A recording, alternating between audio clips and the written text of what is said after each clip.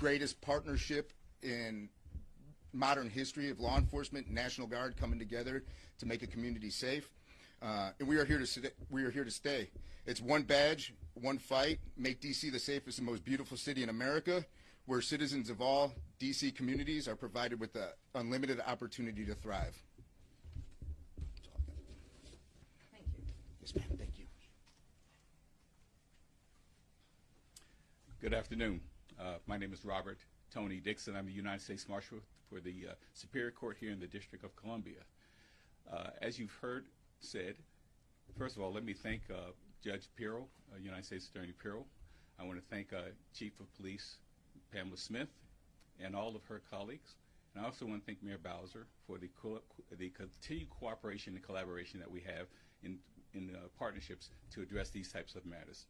As you've seen, and as you have heard, this effort is indicative of what can happen and what does happen when we collaboratively interact to bring justice in the District of Columbia. That said, we can do it better with the assistance of the community. And with that in mind, I implore and I invite the community to assist us in our efforts, our collaborative efforts, to make this a safer and a more unified and peaceful city. We can do it with your help, and only with your help can it be as successful as possible. That said, I want to thank you all for what you have done and continue to do. I want to thank the colleagues here, and again, I want to thank the U.S. Attorney's Office and our collaborative relationship with the Metropolitan Police. Thank you. And with respect to the cooperative, collaborative relationship, I think you all know that this is something that President Trump brought to the district in his desire to make D.C. safe and beautiful. The number of arrests, the number of convictions, the number of charges are all reflective of a cooperative effort, and they're making a difference in the district. Now, any questions? Yes. Hi there, Olivia George with the Washington Post. Thanks for having us. You mentioned that this 18 and 19-year-old and the two 15-year-olds that were sentenced last week were part of a larger group. Yeah. I'm wondering if you've identified any of the other individuals, and if so, how old they are, and when we could expect news of other charges. Well, I'm glad you asked the question. The investigation is continuing. We continue to take these cases and move it forward. We're not going to be happy until we get every person who was involved in the assault on these two individuals, and we continue to do that. Make no mistake that is a priority for everyone who's standing behind me right now. Two of the 15-year-olds, as you know, have been released. Their case is closed. Our case has been put over for a preliminary hearing, I believe, I believe it's November 6th. But we expect that there will be more who will be identified and arrested. I think that what you can see here, these two defendants here are stomping on Edward Levine. You can see that there is a sneaker there. They're taking his shoes from him. And this was what Edward Courtesign looked like. These are severe beatings with some severe injuries, hospitalizations by both victims. And the most stunning part of all this is they happened within minutes of each other. And we know that this same group moved from one assault to the next assault. And we are continuing to investigate with these phenomenal investigators in police department to find out where they went next. And we will. Of that, I have no question. Chief, you said that these arrests are evidence that these individuals will be held accountable and will face justice. Your officers repeatedly arrested this individual, gave the evidence to the prosecutor's office that used it to repeatedly ask that he be detained, and then he reoffended multiple times.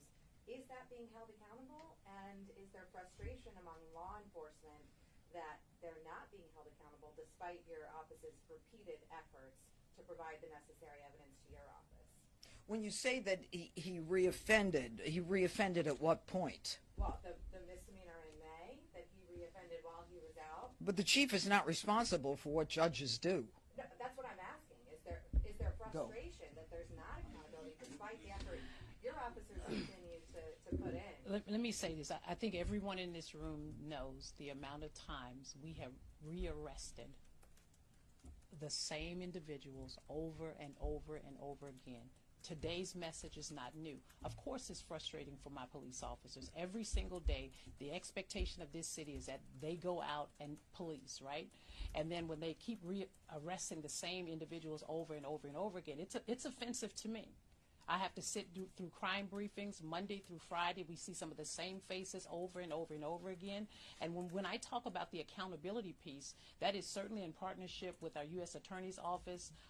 Make no mistake about it. Judge Pirro, as we present these cases, her office is working collaboratively with us, and she is doing what we have expected the process to do when it comes to our criminal justice system, and that is when we arrest individuals for violent crimes, that they are presented in court and that they are held accountable. When it comes to that piece, of course, I'm not a judge and I'm certainly not an attorney, but I do applaud our officers who continue every single day in this same effort. But there has to be some kind of relief, and there has to be a clear message to members and community that we're not going to continue to tolerate this. And there has to be a juvenile justice system and a justice system that are going to hold these folks accountable. Do you back the judge's request to the council that they rescind those three particular pieces of legislation? Now you know I'm not a politician, Well, and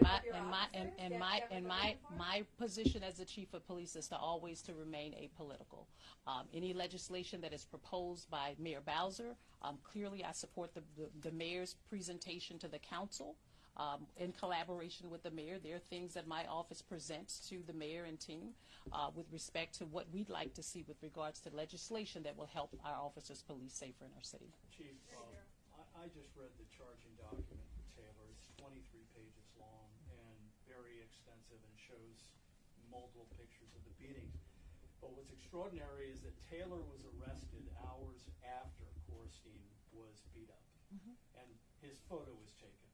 And that seems to have been the key to the case here. I don't know if Commander Kendish wants to talk about it, but how long did it take to connect Taylor with that photograph of that arrest, with all of the surveillance photos that you had and video that you had, to finally, because it looks to me as if it was his clothing and his face, obviously, that connected the dots. And Paul, I appreciate you for asking that question. As you know, all of that is a part of the investigation, and that's what the judge and her team will present in court, the timeline and how those things panned out.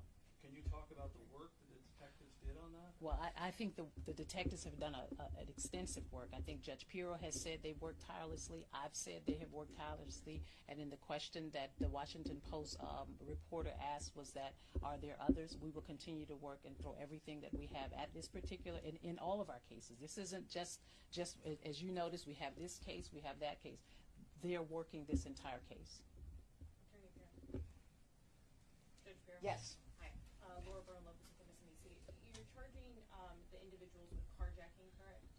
That's part of the charges? Yes. And so I'm just Attempted curious- carjacking. Attempted carjacking, thank you. But President Trump said last week that he was disappointed, that you were disappointed with the sentencing of the other individuals that were... Of the 15-year-olds by the family court? Yes. Well, without even asking you to be specific, we have long believed that it's time to lower the age of criminal responsibility.